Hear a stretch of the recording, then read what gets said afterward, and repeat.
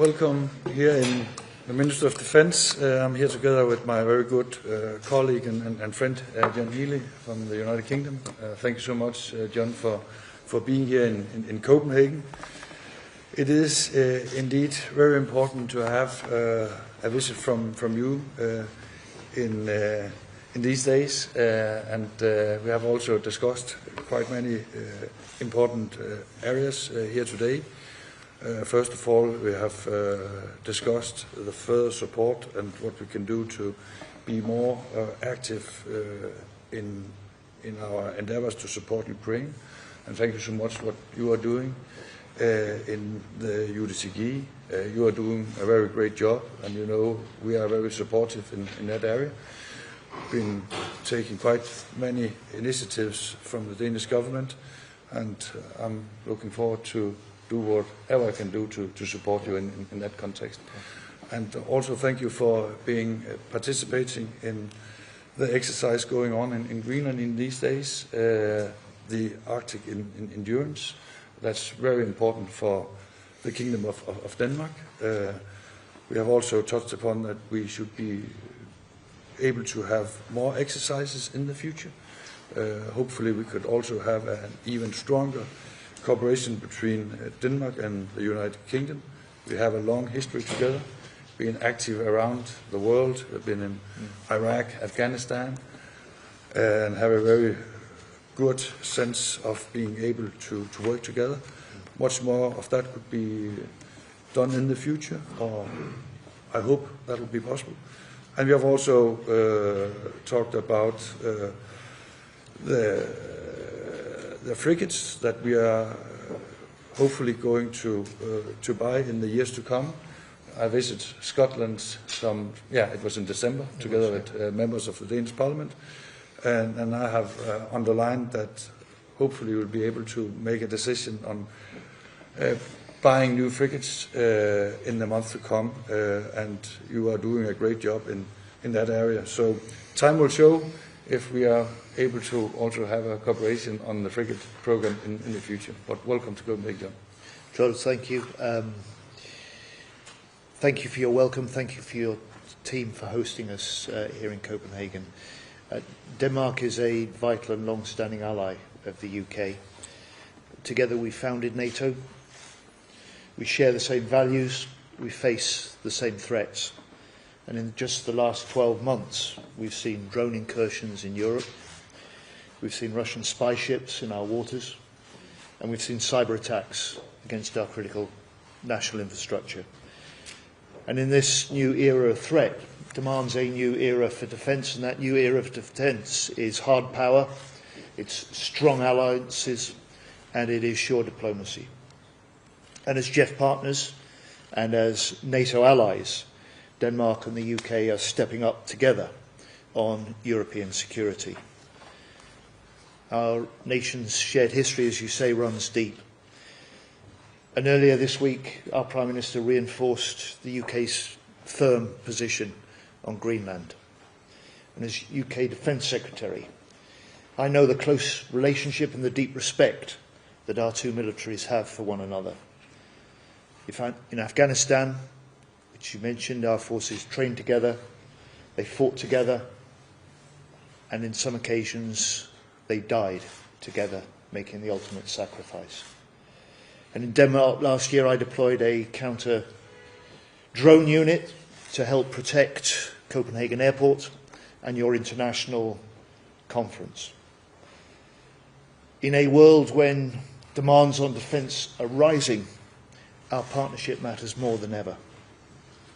So later this year, JEF's Lion exercises, military exercises that will take place across the Baltic, the North Atlantic and the Arctic, will see hundreds of troops alongside ships, planes, drones deployed across the high north, deployed to deter threats and to reassure allies.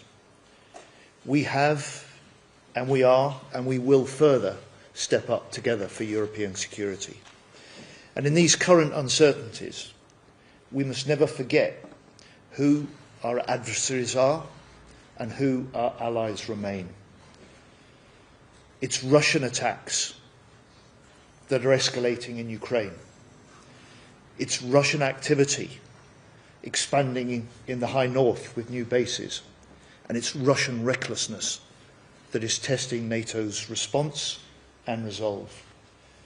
And so today we've spoken about, together, how we're taking a stand against Russia's aggression, how we're accelerating air defence support for Ukraine, how we're firming up military plans for a post-peace deal settlement, and how we're tackling the Russian shadow fleet. Because a secure Europe requires a strong Ukraine, and I'm proud that our two nations are amongst the foremost supporters of Ukraine and providing military aid. And together we're clear about our mission: to support Ukraine in the fight today and to prepare for the peace tomorrow. And finally, in this new era for defence, we're spending more, but we also want to build more, we want to innovate more together. And we have world-leading defence industries in our two nations. So today we have indeed discussed how much more there is the potential to boost that cooperation between our industries and the potential to drive defence in both our nations as an engine for economic growth and jobs for the future. So, Trolls, our partnership is strong. It will grow stronger in the coming months, and I look forward to working on strengthening that partnership with you. Thank you. Thank you, John. Dia? Yes, a question for both Ministers of Defense. Trump said today he won't use military force towards Greenland. Do you believe him, and does it make the situation more safe? I'll start. Sure. Jeg vil give svar på dansk.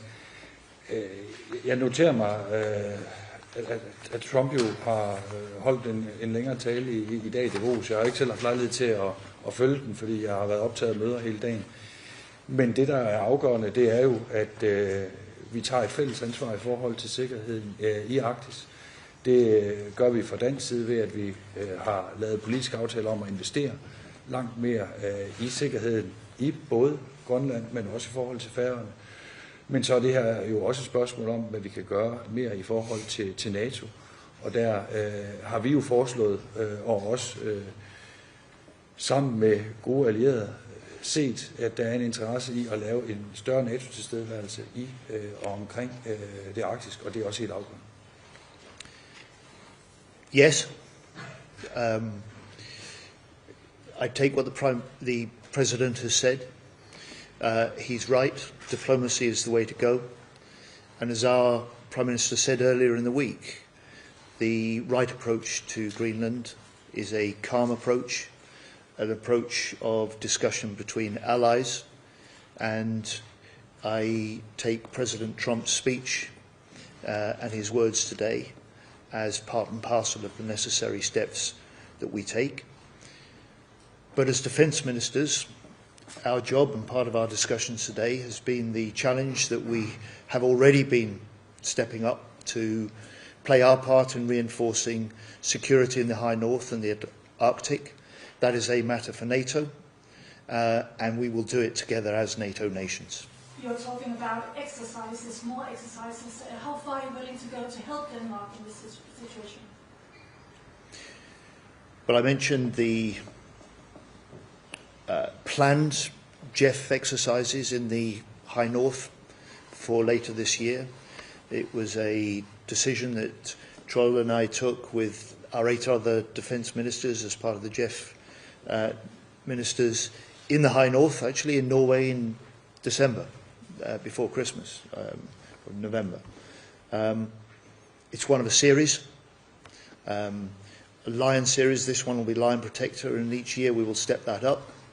This will be a very significant exercise, and it is part and parcel of the way that NATO is recognising the growing threats from Russia, recognising the growing interest from China, and recognising the way that the High North will open up increasingly with climate change and increasingly become an area of competition in which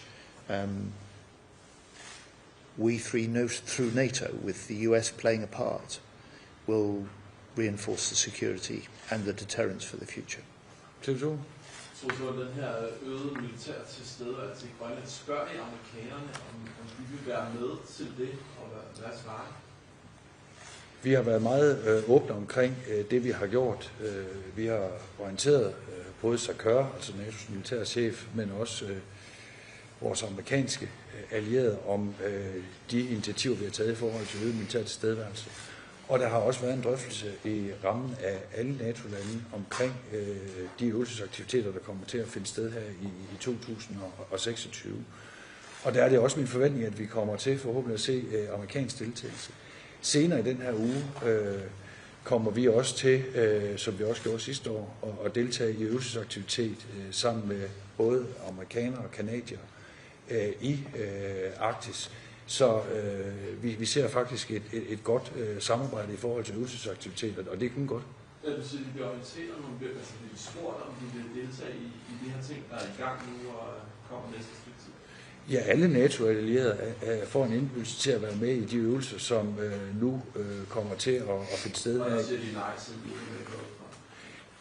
Amerikanerne har ikke givet tilsagn om at deltage på nuværende tidspunkt. Det er heller ikke sådan, at de har sagt, at de ikke kommer til at deltage. Så vi kommer til nu over de kommende uger at planlægge aktiviteterne her i 2026. Og der er det også mit håb, at vi vil se amerikansk deltagelse.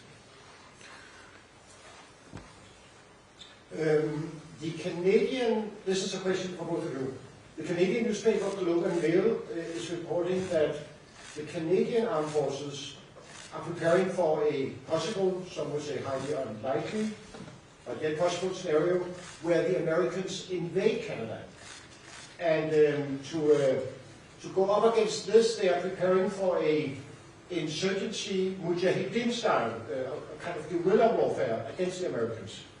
Are you also discussing scenarios like this regarding Greenland? Som jeg har sagt før, så anser det for at være et hypotetisk spørgsmål, at USA skulle angribe Grønland. Jeg har også noteret mig i dag, at Trump jo har sagt, at han ikke vil bruge militærmagt. Så jeg anser det for at være et hypotetisk spørgsmål. I haven't seen those reports. That strikes me as entirely speculative, and we are not commentators. The way that the 32 nations, including Canada, that are treaty nations of the NATO alliance, reinforce our security is through NATO. Yes. This is also a question for both ministers, but especially you, John Hewlett. Can you maybe elaborate on the words you spoke about, recognizing enemies and foes and allies? Is this increased presence in the Arctic, is this to deter Russia or China mostly, or is this to please or, in worst case, deter the Americans? So I've been arguing for 5 years that the requirement to reinforce security in the High North needs to be higher on the NATO agenda, that it's through NATO that we do that. That was recognised in our Strategic Defence Review that we published last year.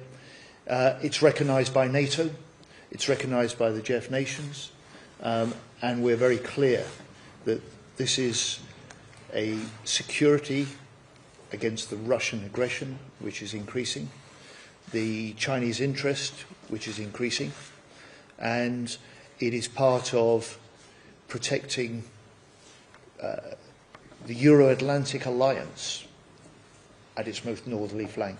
And we have seen a good level of commitment in NATO, and there is a discussion about stepping up that still further through an Arctic Sentry operation, which is being discussed at NATO now. I fully agree with the comments and remarks from John. I would also like to underline that United Kingdom and Denmark for the last 2 years have argued that we should have a stronger NATO presence in the High North. We have also argued that we should do more exercises together. And this is the way forward, and that's also the reason why we have to be better prepared for the future. The area around Greenland is not longer a low-tension area. We have seen that we should be more active, we should invest more, and we should do more together. And that's also the reason why I'm so happy that we can have this discussion here today. Okay, thank you. Thank you all.